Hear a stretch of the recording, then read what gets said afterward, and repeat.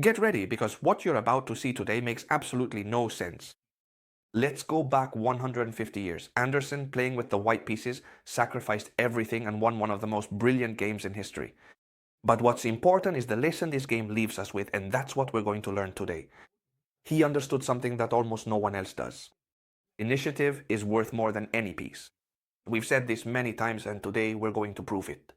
What you're about to see isn't just a regular game, it's an eternal lesson on how to attack without fear. So get ready, because after this you'll never attack the same way again. The game began with e4, e5, and probably the most aggressive response from white, f4, the king's gambit. This is an extremely aggressive opening because already on the second move we're giving up a pawn in exchange for, in theory, nothing. Alright? One of the most logical variations here is to play knight to f3. Why? Because then we prevent this queen check. Since we've exposed the king, knight to f3 would prevent this queen to h4, and white would be in the main line of the king's gambit. However, here Anderssen plays one of the most aggressive variations of the king's gambit, which is this bishop to c4. Obviously, black doesn't hesitate for a second. They take advantage. They've developed the bishop instead of placing the knight, so they can bring the queen to h4 and deliver this spectacular check to the king. Would it be possible for chess teacher to play g3 now? No, that would be a serious mistake. Why? Because after pawn takes pawn, we wouldn't be able to recapture because we would lose the rook. So here, we're forced to play king to f1. Things look good, right? Well, you'll see, because this is just the beginning. b5, as you can see, black is thinking exactly the same as white. They're willing to sacrifice material to keep the initiative. What are they trying to do with this b5? To divert the bishop from this diagonal that points to f7, so they can keep it under control on a diagonal where, right now, it does absolutely nothing, and with a simple move like c6, the bishop would be kept in check. Alright? If you notice, my voice sounds a bit off. I'm making an effort because my throat hurts a lot, but I didn't want to leave you without your daily lesson. So if you support me with a nice you have no idea how happy that would make me. The game continued with this move here, knight to f6. Notice how the pawns open up to make way for the knight.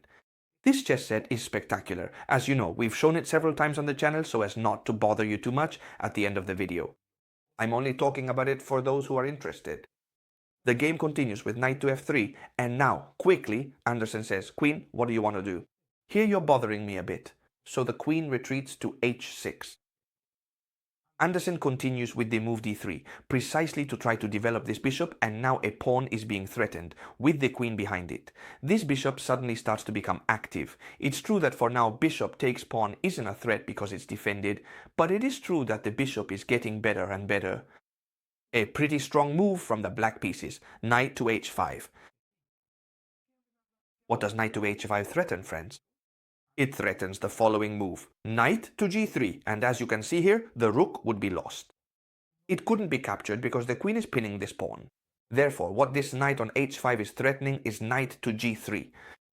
Alright, so how do we stop this then? Well, honestly, there are very few ways to do it.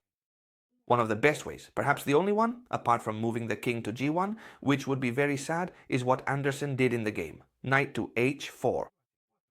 The idea is to block this advance by the queen, so that now, if knight to g3, it would be a mistake because we would simply play pawn takes knight and we'd be winning a piece. The queen keeps penetrating via g5, and now the white pieces are once again under threat. The g2 square, it's true that it's well defended, but it's also true that at some point it could come under threat if they advance with their pieces and bishops. Let's see, Chessnicher. One thing. How can you tell me that white sacrifices material to attack if what I'm seeing is that it's black who's attacking? Careful, because they're attacking without any real purpose, alright? For now, it's true that, well, it might seem like they're placing their pieces more or less correctly, but either you checkmate me or I'm going to wipe you out. And you'll see, because Anderssen's lesson, I'm telling you the truth, is one of the most spectacular lessons I've ever seen in my life. The only move to save both pieces, knight to f5. As you can see, both the knight and the bishop were under threat. There's no other move that can avoid this double attack. In this way, with the knight we block the rank so that the queen can't capture either the knight or the bishop. c6.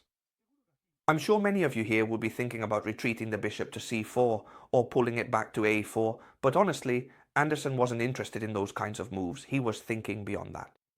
g4. Now I'm threatening this knight so that if you capture my bishop, I'll capture your knight, or even better, I'll play h4 threatening your queen, and that would be a bit dangerous. That's why knight to f6 seems more prudent. The knight moves away, and now the threat to this bishop on b5 continues.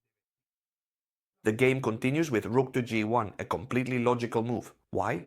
Because with the knight jumping to f6, this g4 pawn is being threatened twice by both the knight and the queen. Rook to g1 not only defends the pawn, but also prepares the rook for a possible attack along this file. You'll see that here the queen is already starting to get quite trapped back there, you see? That's why here black already needs to start being a bit careful to protect that queen a little and free up some space so as not to lose it. But they make a mistake. They take the bishop. Don't tell me you don't have greedy friends who always grab a piece whenever they can. So this is where we need to take advantage. How do we keep increasing the pressure in this position? You already know that in this kind of lesson, whenever you want, you can pause the video and try to think for yourselves. The key idea here is that we should try to put pressure on this flank over here. We want to play h4. Would h4 be a good move now? Most likely yes, and that's exactly what Anderssen does. And why is that? Because it threatens the queen.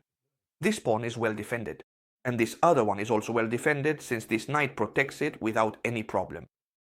The queen retreats to her only available square. She has no other choice, and now many of you might think, well, I could keep threatening the queen, but she would just come back here again, and I wouldn't have any way to threaten her anymore. Well, this is exactly what Anderssen does. He plays h5, and the queen simply returns to her original position. Now, Chessnitcher, this doesn't make sense because I've just given the black pieces. This escape square. Careful. Is this queen on a safe square? Yes. Does this queen have any other squares to move to? No, not a single one. Do you see it? It's starting to get dangerous.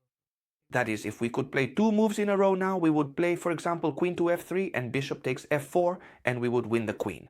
That's why here indeed the best move in the position is the one Anderssen played, queen to f3. Danger, danger for the enemy queen. That queen can still be saved, but her retreat is a bit sad. They have to move this knight out of the way to give the queen an escape route. Do you see it? Where do black move the knight? Well, as you can see, there's no other move except knight to g8.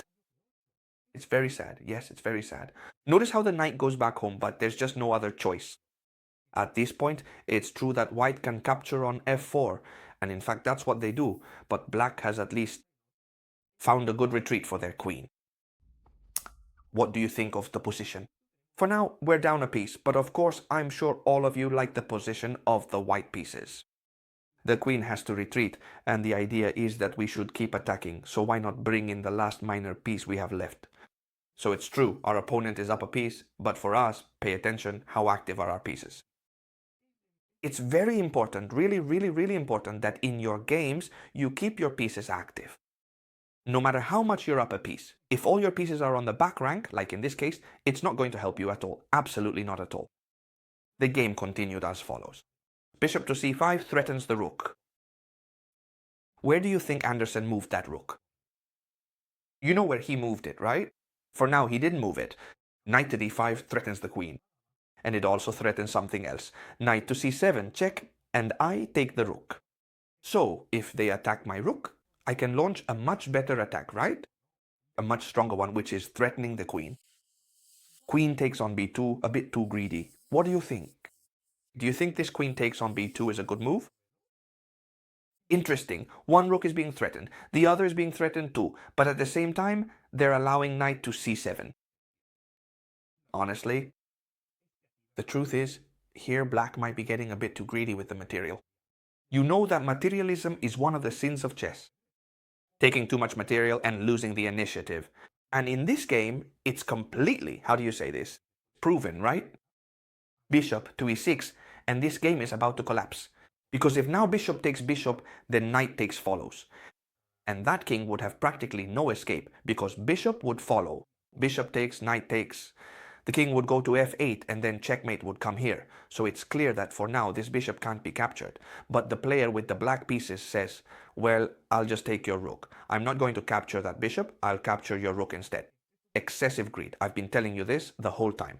And pay attention to how the game ends now. He takes the bishop, moves the rook aside. What will the player with the white pieces do? He pushes a pawn. How about that? Thank you. Impressive, isn't it? With this pawn advance, what he's doing is restricting even further any possible options for the black pieces. But wait, chess teacher, are you going a bit crazy? Now black can capture this rook, and they've taken both rooks, and on top of that, with check, queen to a1, I take both rooks and give check, and with the x-ray, I defend the bishop. It's impossible, chess teacher. That this could be bad for black, be careful. No matter how much extra material you have, in this case, a rook, another rook, and a bishop. Look, I have 3 minor pieces attacking, while you've completely neglected defense. So, simply put, the game ended this way. We have to get out of check. King to a2 seems like the most logical move, knight to a6 defending the c7 square. This square is dangerous because we could bring the knight in at any moment, and then white continues with knight takes g7. The king has to move. King to d8 is the only move, and now, let's see who can, before I say it, find the checkmate. It's a wonderful checkmate in 4 moves, and it includes another sacrifice. First, we sacrifice the pawn, then the bishop, then both rooks. And be careful, because I'm about to reveal the solution. Now you sacrifice the queen on f6. Don't tell me this isn't spectacular. The only option black has here is to capture that queen. If the king moves away, he can't because it's illegal. If the knight goes to e7, queen takes e7, checkmate. So the only move black has here is, alright, fine, I'll accept that queen sacrifice and see what you've got prepared for me. The idea is that now, simply, after this queen sacrifice, the move that ends up winning the game is bishop to e7, checkmate, since this knight is covering this escape square and this other knight is covering the escape via e8. Don't tell me this isn't spectacular. Honestly, I find it just as spectacular as this chessboard, which is impressive. You can analyze your games, play online, it moves by itself, as you can see. If you want, you can press this button it has, which you can't see right now, but I'll show you. I'm loading the chessboard, you press this button here, and you know what happens? The pieces are simply set up at the start of the game. That means you don't even have to think about resetting them or bother touching the pieces yourself. The idea is that whenever I bring you things like this on the channel, I talk to the store that sells these products, so that they can give you an exclusive discount. It's true that this is a very expensive product, that's obvious, but I've managed to get a really great discount as well, so anyone who's interested can take advantage of it. The discount isn't just for this chess set, but for the entire store. You have this one, the chess set with the tablet, the screen here on the right. I'm sure you've seen it many times on the channel. And there are several electronic chess computers as well. So I hope you have enjoyed this video. If you want, you can go to the website I'll leave for you below in the description. And as always, if you leave me a like today, I'll appreciate it more than ever because my throat really hurts. And we'll see each other again when the bishop is placed in the next video, my friends. Goodbye.